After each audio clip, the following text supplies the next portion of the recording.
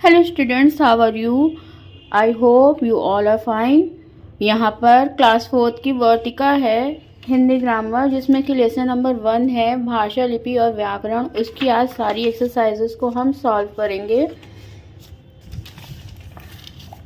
तो question answer है, question answer को हम लोग लास्ट में करते हैं। सबसे पहले यहाँ पर जो एक्सरसाइज नंबर 2 है, जिसमें कि है कि निम्नलिखित कथन में से जो लिखित भाषा से संबंधित है उसके सामने लिखित भाषा तथा मौखिक भाषा के संबंधित है उसमें मौखिक भाषा लिखना है। का है यह भाषा का प्रारंभिक रूप है, मौखिक होगा।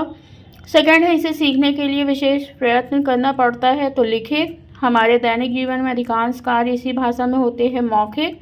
यह भाषा का स्थायी रूप है, लिखित। देन इसके बाद आ जाते हैं एक्सरसाइज नंबर 3 पे। कुछ प्रदेशों के नाम लिखे हैं, उनकी भाषाएं लिखनी है। हरियाणा की हरियाणवी होगी, महाराष्ट्र की मराठी, गुजरात की गुजराती, कर्नाटक की कन्नड़। एक्सरसाइज नंबर 4, संकेत से सही शब्द चुनकर वाक्य के खाली स्थान पर लिखना है। ख में मौखिक भाषा भाषा का प्रारंभिक रूप है। ख व्याकरण शुद्ध अशुद्ध का ज्ञान कराने का शास्त्र है।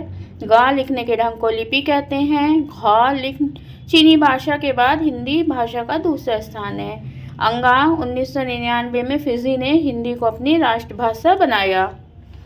देन इसके बाद आ जाते हैं बहुविकल्पी पे।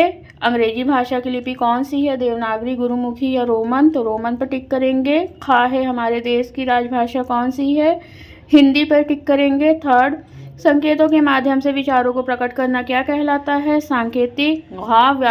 व्याकरण से भाषा के किस रूप का ज्ञान होता है, शुद्ध। ऑप्शन नंबर ए को टिक करेंगे। अब आ जाते हैं क्वेश्चन आंसर पर। क्वेश्चन है पहला, भाषा का क्या अर्थ है तथा यह कितने प्रकार की होती है? तो आइए करते हैं इसको सॉल्व। क्वेश्चन नंबर 1 का आंसर होगा, भाषा का अर्थ होता है बोलना या प्रकट करना। अतः भाषा का अर्थ अपने भावों या विचारों को कहना या व्यक्त करना होता है। भाषा 3 प्रकार की होती है, मौखिक भाषा, लिखित भाषा तथा सांकेतिक भाषा। क्वेश्चन नंबर 2 है, मौखिक तथा लिखित भाषा में अंतर बताना है। तो आंसर होगा, जब हम बोलकर अपने विचार प्रकट करते हैं तथा सुनकर दूसरे के विचार ग्रहण करते हैं तो इसे मौखिक भाषा कहते हैं, जबकि जब हम लिखकर अपने विचार व्यक्त करते हैं तथा पढ़कर दूसरे के भावों को ग्रहण करते हैं तो इसे लिखित भाषा कहते हैं। क्वेश्चन नंबर 3 है, लिपि और भाषा में क्या अंतर है?